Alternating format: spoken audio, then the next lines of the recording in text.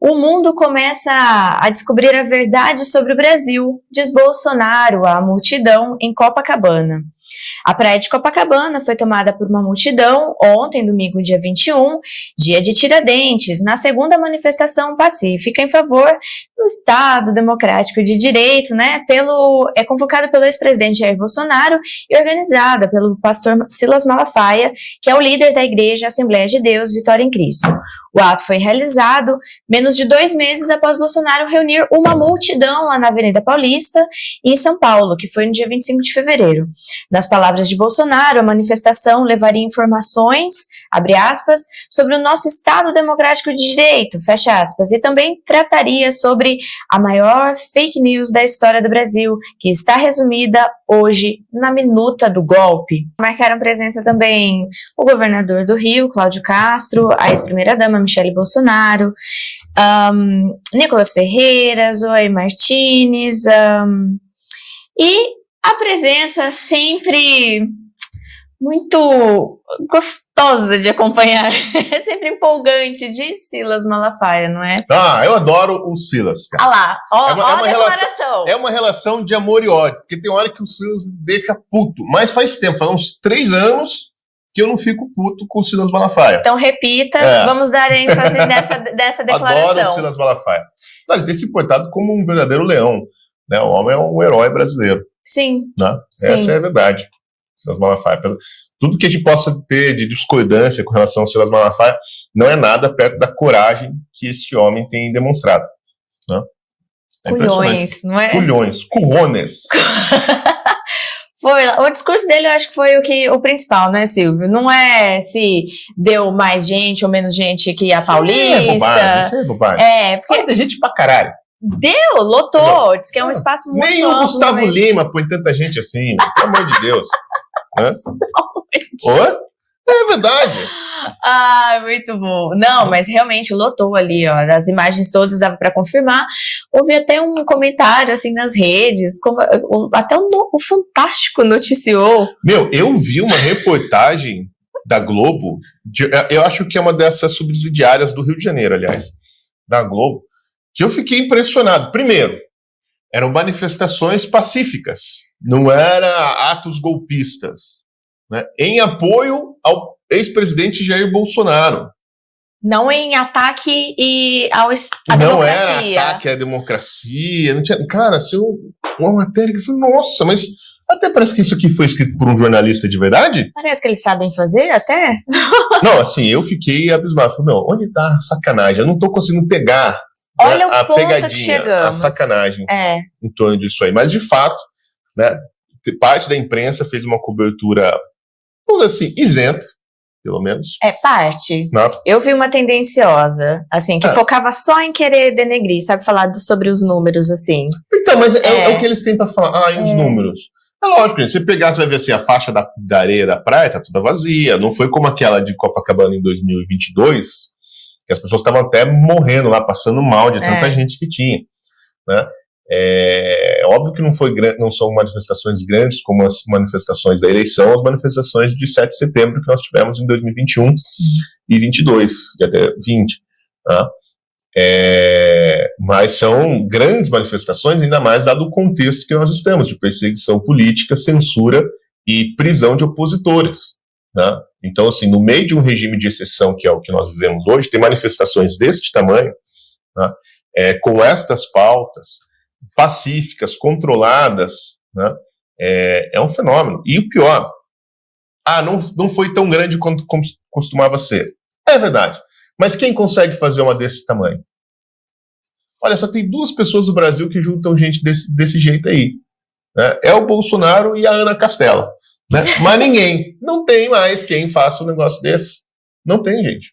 Né? Se colocar a Ivete Sangalo aí rebolando, cantando aquelas músicas brega dela lá da Bahia, não dá esse tanto de gente. Não. Se não pagar pro povo ir, não dá. Entendeu? É o Bolsonaro. Né? E assim, é lógico, tem aquele grave problema que eu sempre falo: a popularidade não é poder. Né? Então, assim, ele dá essas demonstrações de popularidade, mas ainda não descobriu como converter isso aí em ação política benéfica para ele próprio, né, e para as vítimas da perseguição política no Brasil. Mas, mesmo assim, isso é importante, porque é algum poder, né? Quer dizer, não dá para aloprar tudo, porque ninguém sabe o que essa massa de gente é capaz de fazer se ela estiver, vamos assim, descontrolada, né? Isso é um Mas esse também é um problema, Silvio, que realmente não há um centro organizador disso, não é? Que capte como ele faz, como ele aglutina, mas não existe realmente uma liderança como gostaria, né, como a parte jurídica gostaria realmente que houvesse um líder, um organizador, uma organização dita criminosa, mas realmente não há, né? Assim, as pessoas, elas organicamente vão, apoiam, e por meio da internet, que é por isso que também eles tentam frear e controlar tanto, né? E esse também foi um destaque na manifestação, trazer à tona um agradecimento ao Elon Musk, porque tem espalhado para o mundo, não é?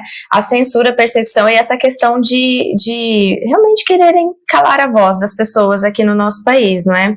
Vou continuar aqui contando um pouco sobre a presença do Silas, ó. Ele rememorou fatos sobre as antigas rixas entre Alexandre de Moraes e outros integrantes do STF com o Partido dos Trabalhadores, relembrou que Alexandre de Moraes, Barroso, Gilmar Mendes chamaram o Lula e PT de ladrões no passado. O pastor criticou as investigações contra o deputado Nicolas Ferreira, que está sendo inquirido por ter chamado Lula de ladrão. E nesse momento a multidão se manifestou e gritava, né, Lula ladrão. O pastor chamou o inquérito das fake news, o famigerado inquérito do fim do mundo, né, de imoral e ilegal, pois segundo ele, Alexandre de Moraes está como vítima, delegado, procurador, investigador, juiz, é uma aberração jurídica, entre aspas.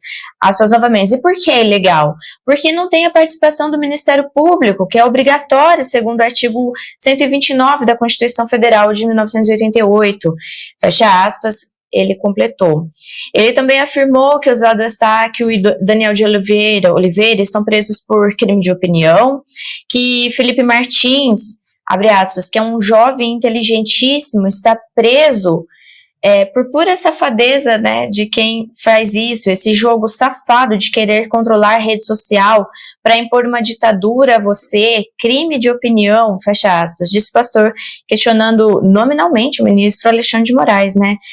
Aí ele ainda indagou o seguinte, ó, quem te colocou como censor da democracia? Quem é você para dizer o que um brasileiro pode ou não falar? Fecha aspas.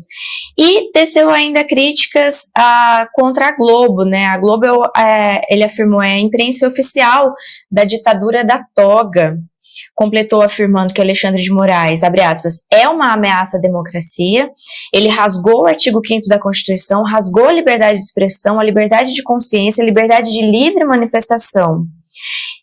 O pastor também lembrou dos presos do 8 de janeiro, e afirmou que esses brasileiros, abre aspas, foram levados como gado e marginais e condenados por esse ditador, faxineiras, idosos, mulheres, homens, sem o direito de recorrer, fecha aspas, e ainda sentenciou, Alexandre de Moraes está jogando o STF na lata do lixo da moralidade.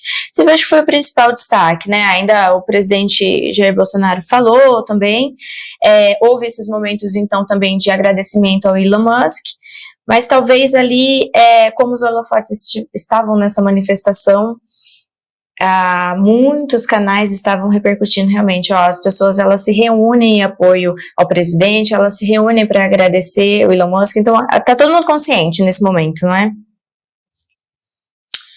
Eu acho que, assim, essa manifestação já estava programada antes de começar todo o rolo do Elon Musk, né?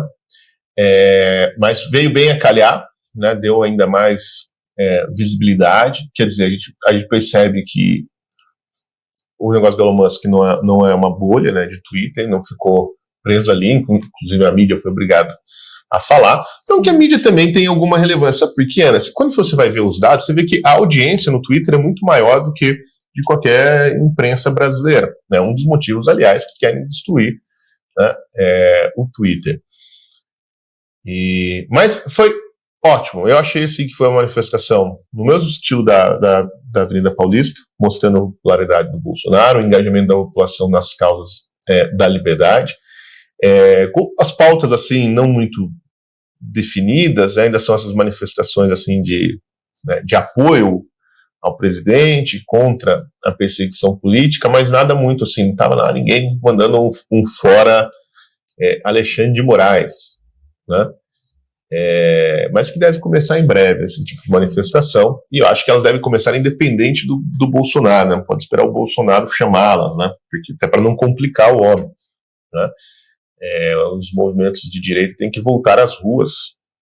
Eu sei que tá tudo com medo de, né, pôr dinheiro para alugar caminhão de som, então não aluga caminhão de som, gente, vai sem caminhão de som, né? Não precisa dessas coisas. É só fazer todo mundo assim, ordeirinho, né? Veste a camiseta amarela e vai pra rua, né? Marca lá com a polícia militar, né? Para não travar o trânsito, aquele negócio todo, e organiza.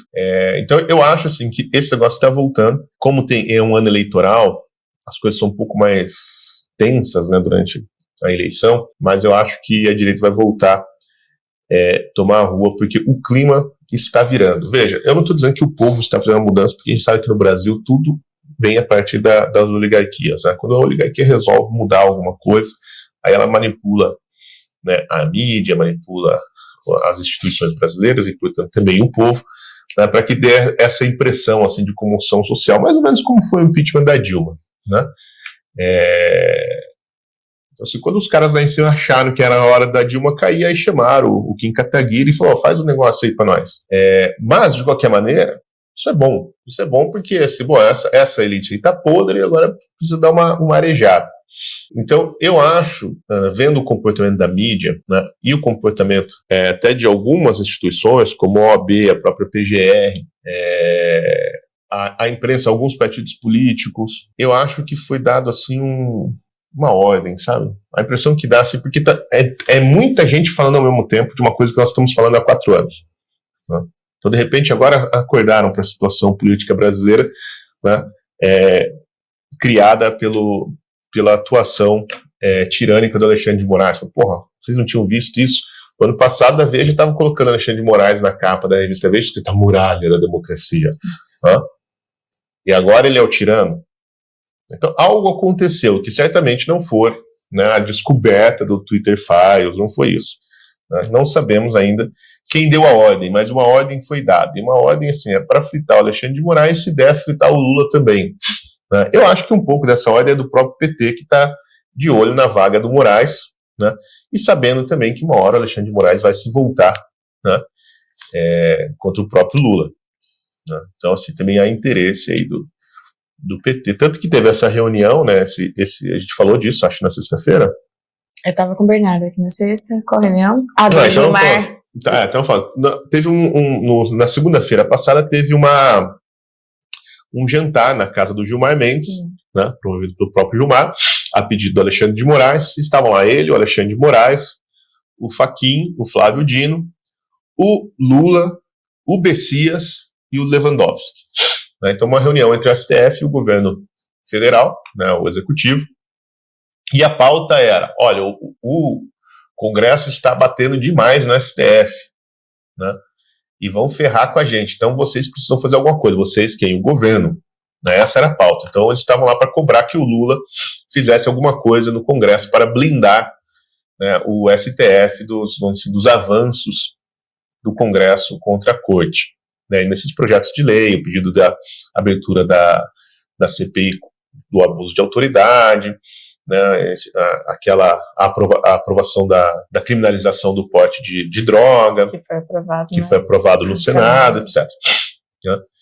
Então, foram lá, e o Lula, né, qual que é o problema? Assim, você não precisa ser nenhum gênio para saber que o Lula não tem este poder, ele não consegue blindar, porque o Lula não consegue blindar a si mesmo, ele não consegue blindar os seus ministros. Olha só a coitada, né, da ministra da dengue, Nízia Teixeira, né, ela está lá empenhada, Trindade, ela está lá empenhada, né, em espalhar a dengue pelo Brasil.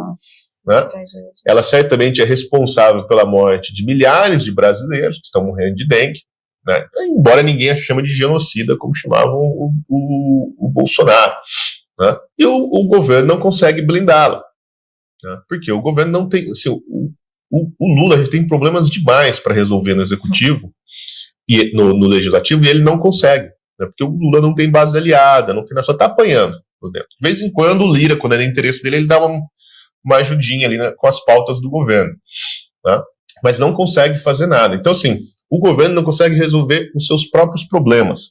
Então, certamente, a resposta até pelo comportamento do Alexandre de Moraes no resto da semana, a resposta do Lula foi: essa pica aí é do Aspira.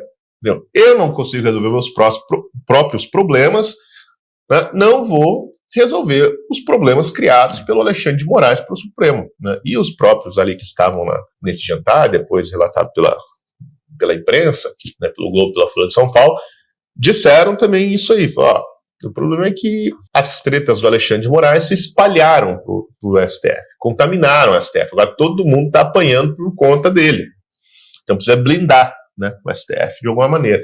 E certamente o Lula falou que não ia dar. Porque no outro dia o Alexandre de Moraes atravessou a rua e foi lá ver se dava para fazer algum acerto com o Lira e com o Pacheco. Foi mais ou menos pedir arrego. Ele não vai pedir arrego, porque ele é uma espécie assim de Nero, né? Então ele não sabe o que é humildade, esse tipo de coisa, né? Deve ter chegado lá na maior arrogância, como é bem característico dele. Não sabemos, porque a reunião com o Lira foi de porta fechada. Tá?